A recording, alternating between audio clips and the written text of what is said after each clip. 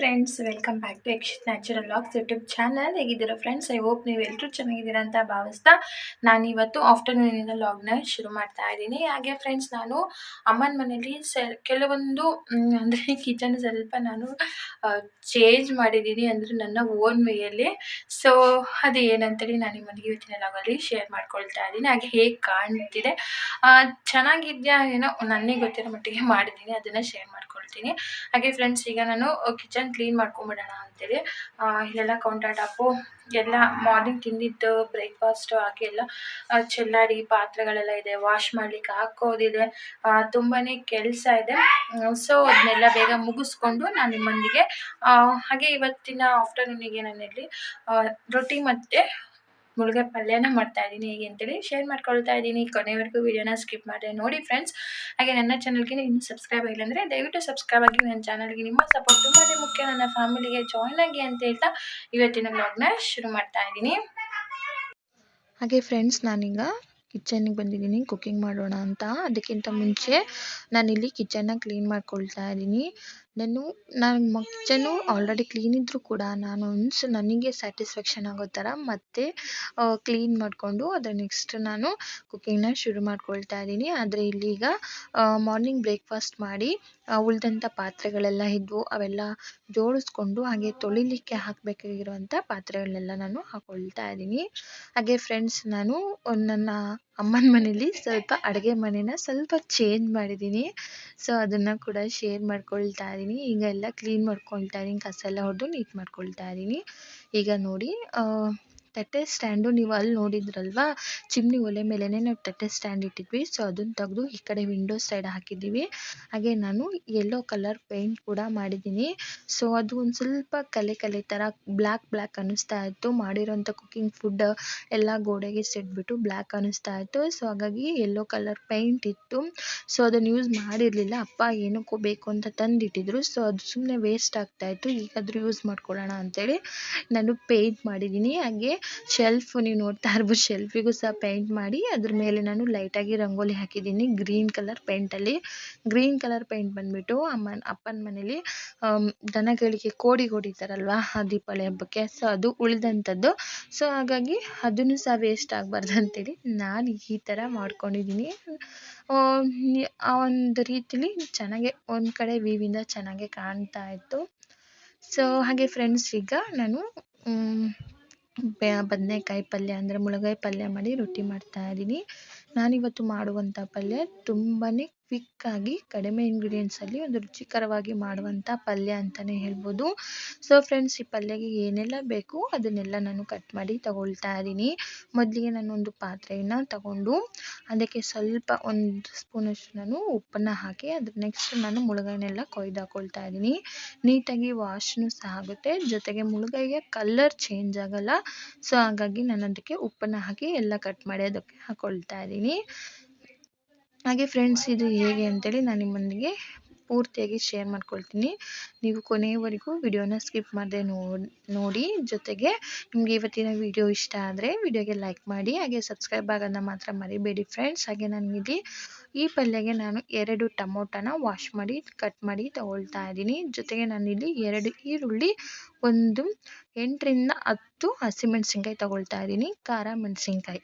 So friends, ಇಷ್ಟೇ ingredients, ತುಂಬ ಈಸಿಯಾಗಿ ಮಾಡ್ಬೋದು. ಈಗ ಟೈಮ್ ಇಲ್ಲ ಅನ್ನೋರಿಗೆ ಅಂತ ನೋಡಿ ಎಷ್ಟೇ ಗಡಿಬಿಡಿ ಇದ್ರೂ ಸಹ ಇದನ್ನು ಪಟ್ ಅಂತ ದಿಢೀರಾಗಿ ಮಾಡ್ಕೋಬೋದು ಈ ಪಲ್ಯನ. ಇದು ಚಪಾತಿಗೆ ಆಗಲಿ, ಪೂರಿಗೆ ಆಗಲಿ, ದೋಸೆ ಎಲ್ಲದಕ್ಕೊಂದು ಸೂಪರ್ ಕಾಂಬಿನೇಷನ್ ಅಂತಲೇ ಹೇಳ್ಬೋದು. ಸೊ ಮೊದಲಿಗೆ ನಾನು ಇದನ್ನೆಲ್ಲ ಕ್ಲೀನ್ ಮಾಡಿ ಕಟ್ ಮಾಡಿ ತೊಗೊಂಡ್ಬಿಡ್ತೀನಿ. ಹಾಗೆ ನಾನಿಲ್ಲಿ ಬೆಳ್ಳುಳ್ಳಿನೂ ಸಹ ತೊಗೊಂಡಿದ್ದೀನಿ ಫ್ರೆಂಡ್ಸ್. ಇಲ್ಲಿ ಬೆಳ್ಳುಳ್ಳಿ ನಾನು 3 ಬೆಳ್ಳುಳ್ಳಿಯನ್ನು ತೊಗೊಂಡಿದ್ದೀನಿ. ಮೊದಲಿಗೆ ಇವನ್ನೆಲ್ಲ ನಾನು ರೆಡಿ ಮಾಡಿ, ಜೊತೆಗೆ ಏನು ಕಸನ ಅಂದರೆ ಈರುಳ್ಳಿ ಸಿಪ್ಪೆ ಆಗಿರ್ಬೋದು, ಎಲ್ಲನೂ ಬೆಳ್ಳುಳ್ಳಿ ಸಿಪ್ಪೆ ಆಗಿರ್ಬೋದು, ಅದನ್ನೆಲ್ಲನೂ ಸಹ ನಾನು ಕ್ಲೀನ್ ಮಾಡ್ಕೊಬಿಡ್ತೀನಿ. ಎಲ್ಲನೂ ಕಟ್ ಮಾಡೋದಾದಮೇಲೆ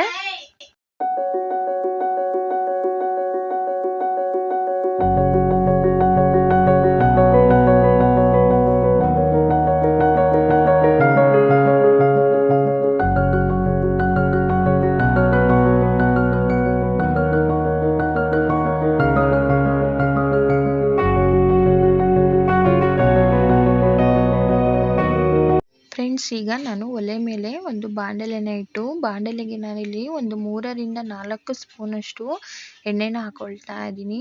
ಸೊ ನೀವು ಕಡಿಮೆ ಎಣ್ಣೆನೂ ಹಾಕಿನೂ ಸಹ ನೀವು ಇವುಗಳನ್ನ ಅಂದರೆ ಶೇಂಗಾ ಮತ್ತು ಹಸಿಮೆಣ್ಸಿನ್ಕಾಯಿನ ಫ್ರೈ ಮಾಡ್ಕೋಬೋದು. ಸೊ ನಾನು ಈಗಲೇ ನಾನು ಒಂದು 3ರಿಂದ 4 ಸ್ಪೂನಷ್ಟು ಎಣ್ಣೆನ ಹಾಕಿ ಒಂದು 2 ಇಡಿಯಷ್ಟು ಶೇಂಗಾ ಬೀಜ, 2 ಇಡಿ ಒಂದು ಸ್ವಲ್ಪ ಶೇಂಗಾ ಬೀಜನ ಹಾಕ್ಕೊಂಡಿದ್ದೀನಿ. ಹಾಗೆ ಫ್ರೆಂಡ್ಸ್, ಇದನ್ನು ಹುರಿತಿದ್ದ ಹಾಗೆ ನಾನು ಹಸಿಮೆಣ್ಸಿನ್ಕಾಯಿನೂ ಸಹ ಆ್ಯಡ್ ಮಾಡ್ಕೊಳ್ತಾ ಇದ್ದೀನಿ. ಬಟ್ ನೀವು ಈ ಥರ ಫ್ರೈ ಮಾಡುವಾಗ ತುಂಬಾ ಕೇರ್ಫುಲ್ ಆಗಿರಬೇಕು, ಯಾಕೆಂದರೆ ಅದು ಸಿಡಿಯೋ ಚಾನ್ಸಸ್ ಇರುತ್ತೆ. ಸೊ ಹಾಗಾಗಿ ನೀವು ಹಸಿಮೆಣ್ಸಿನ್ಕಾಯಿನ ಹಾಕಿ ಹುರ್ಕೊಳ್ಳುವಾಗ ಮಧ್ಯ ಮಧ್ಯ ನೀವು ಮುಚ್ಚಳನ ಮುಚ್ಚಿ ಫ್ರೈ ಮಾಡ್ಕೊಳ್ಳಿ. ಆಗ ಸಿಡಿದ್ರೂ ಸಹ ನಮಗೆ ತೊಂದರೆ ಆಗೋಲ್ಲ. ಸೊ ಹಾಗಾಗಿ ಇಲ್ಲ ಅಂತಂದರೆ ನೀವು 1 ಸ್ಪೂನಿಗಿಂತ ಕಮ್ಮಿ ಎಣ್ಣೆ ಹಾಕಿನೂ ಸಹ ನೀವು ಫ್ರೈ ಮಾಡ್ಕೋಬೋದು. ನೋಡಿ, ಈಗ ನಾನು ಚೆನ್ನಾಗಿ ಫ್ರೈ ಮಾಡ್ಕೊಳ್ತಾ ಇದ್ದೀನಿ. ಹಾಗೆ ಫ್ರೆಂಡ್ಸ್, ನಾನು ಆಗಲೇ ಹೇಳಿದಾಗೆ ಮುಚ್ಚಳನ ಮುಚ್ಚಿ ತೆಗಿತಾ ಫ್ರೈ ಮಾಡ್ಕೊಳ್ಳಿ, ಇದು ನಿಮಗೂ ಸಹ ತುಂಬಾ ಒಳ್ಳೆಯದು. ಅದಾದಮೇಲೆ ಇದು ಚೆನ್ನಾಗಿ ಸ್ವಲ್ಪ ಫ್ರೈ ಆಗಬೇಕು. ಇದು ಫ್ರೈ ಆದ ನಂತರದಲ್ಲಿ ನಾನು ಒಂದು ಮಿಕ್ಸಿ ಜಾರಿಗೆ ಆಗಿ ರುಬ್ಕೊಳ್ತೀನಿ.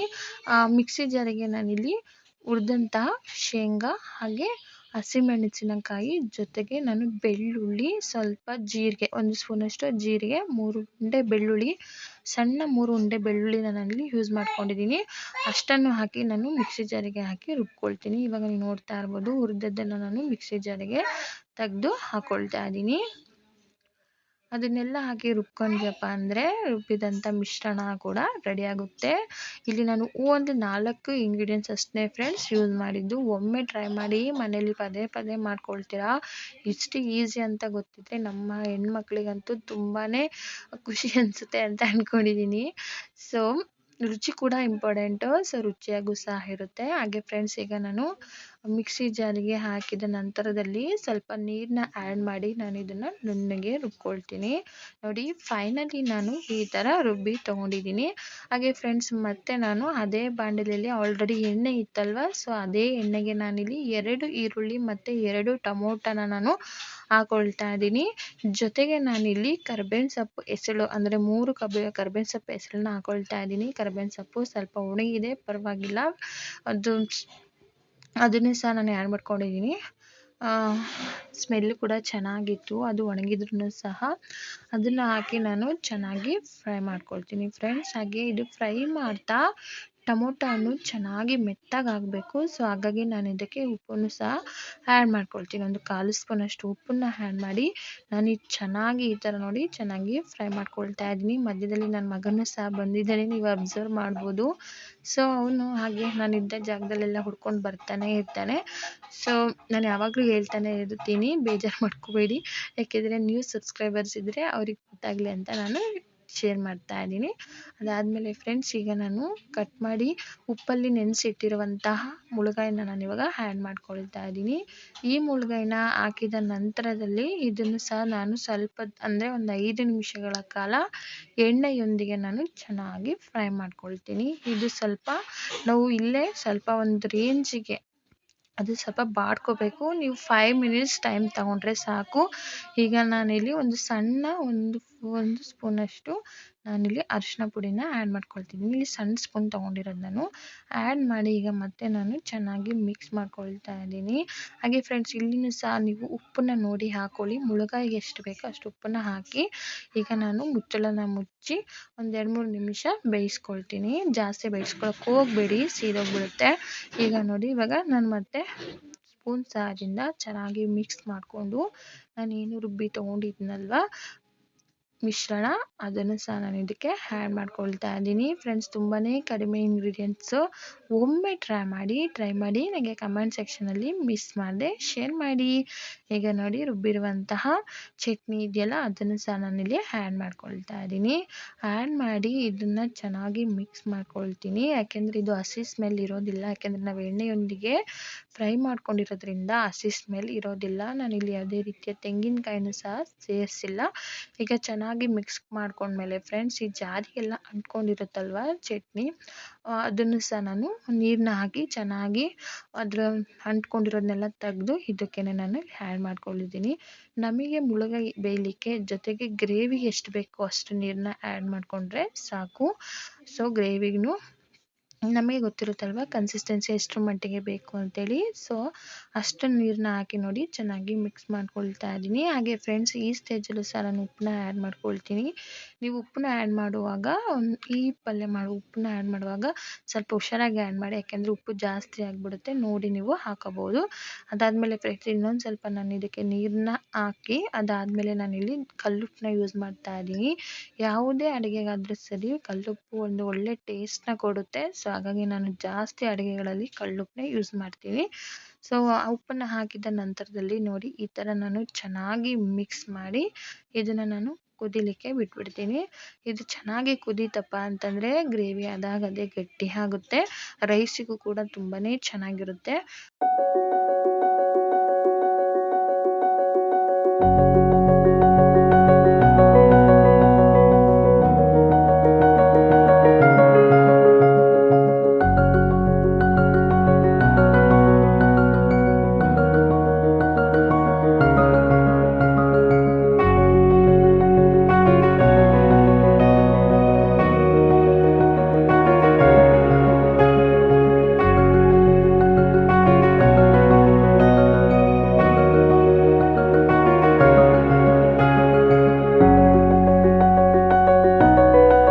ಹಾಗೆ ಫ್ರೆಂಡ್ಸ್ ಫೈನಲಿ ಕೊತ್ತಂಬರಿ ಸೊಪ್ಪು ಹಾಕಿದ್ರೆ ಒಂದು ರುಚಿಕರವಾದಂಥ ಪಲ್ಯನೂ ಸಹ ರೆಡಿಯಾಗುತ್ತೆ. ಮನೇಲಿ ಅವೈಲೇಬಲ್ ಇರಲಿಲ್ಲ ಅಂತ ನಾನು ಹಾಕಿಲ್ಲ, ನೀವಿದ್ದರೆ ಹಾಕ್ಕೊಳ್ಳಿ, ರುಚಿ ತುಂಬಾ ಚೆನ್ನಾಗಿರುತ್ತೆ. ಹಾಗೆ ಫ್ರೆಂಡ್ಸ್ ಮಧ್ಯಾಹ್ನಕ್ಕೆ ನಾನು ರೈಸ್ ಕೂಡ ಮಾಡ್ಕೊಳ್ತಾ ಇದ್ದೀನಿ, ನನ್ನ ಮಗನಿಗೆ ಊಟ ಮಾಡಿಸೋಣ ಅಂತೇಳಿ. ಹಾಗೆ ರೊಟ್ಟಿನ ಮಾಡಲಿಕ್ಕೆ ನಾನು ಬಾಳೆ ಎಲೆನೂ ಸಹ ತರಿಸ್ಕೊಂಡಿದ್ದೀನಿ.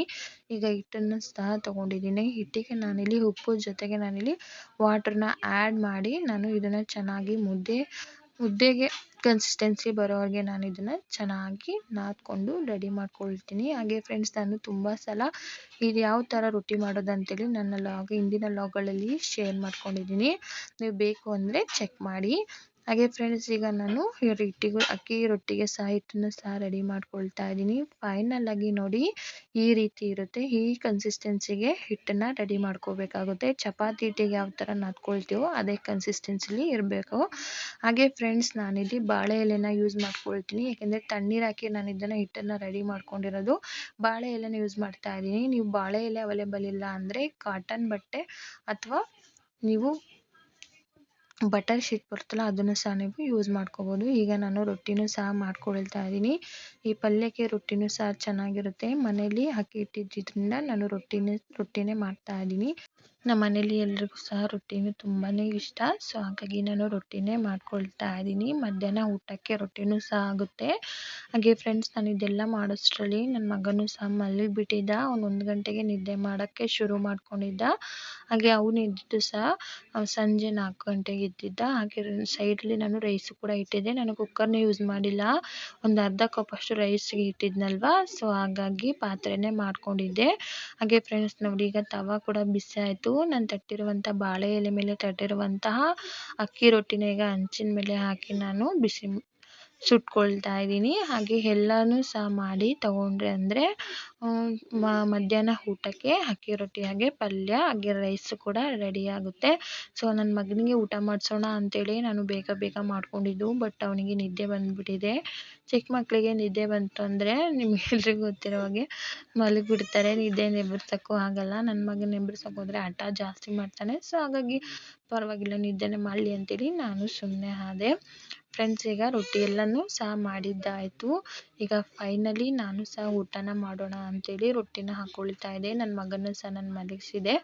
ಹಾಗೆ ಅವನು ಎದ್ದೇಳೋಷ್ಟರಲ್ಲಿ ಎದ್ಮೇಲೆ ಊಟನ ಮಾಡಿಸ್ಲೇಬೇಕು ನಾನು. ಈಗ ನೋಡಿ ರುಚಿಕರವಾದಂಥ ಬದನೆಕಾಯಿ ಪಲ್ಯ ರೊಟ್ಟಿಯೊಂದಿಗೆ ಅಕ್ಕಿ ರೊಟ್ಟಿಯೊಂದಿಗೆ ಸರ್ವ್ ಮಾಡ್ಕೊಳ್ತಾ ಇದ್ದೀನಿ. ಈಗ ನನ್ನ ಊಟನೂ ಸಹ ಮುಗಿಸ್ಕೊಳ್ತಾ ಇದ್ದೀನಿ. ಹಾಗೆ ಫ್ರೆಂಡ್ಸ್ ನಿಮಗೆ ಇವತ್ತಿನ ವಿಡಿಯೋ ಇಷ್ಟ ಆದರೆ ಈ ವಿಡಿಯೋಗೆ ಒಂದು ಲೈಕ್ ಮಾಡಿ. ಹಾಗೆ ಸಬ್ಸ್ಕ್ರೈಬ್ ಆಗಿಲ್ಲ ಅಂದರೆ ದಯವಿಟ್ಟು ಸಬ್ಸ್ಕ್ರೈಬ್ ಆಗಿ ಫ್ರೆಂಡ್ಸ್. ನನ್ನ ಫ್ಯಾಮಿಲಿಗೆ ಜಾಯ್ನ್ ಆಗಿ. ನಿಮ್ಮ ಸಪೋರ್ಟ್ ನನಗೆ ತುಂಬಾ ಮುಖ್ಯ ಅಂತ ಹೇಳ್ತಾ ಸಿಗೋಣ ನೆಕ್ಸ್ಟ್ ವ್ಲಾಗ್ನೊಂದಿಗೆ. ಅಲ್ಲಿವರೆಗೂ ನಿಮಗೆಲ್ರಿಗೂ ಬಾಯ್, ಟೇಕ್ ಕೇರ್.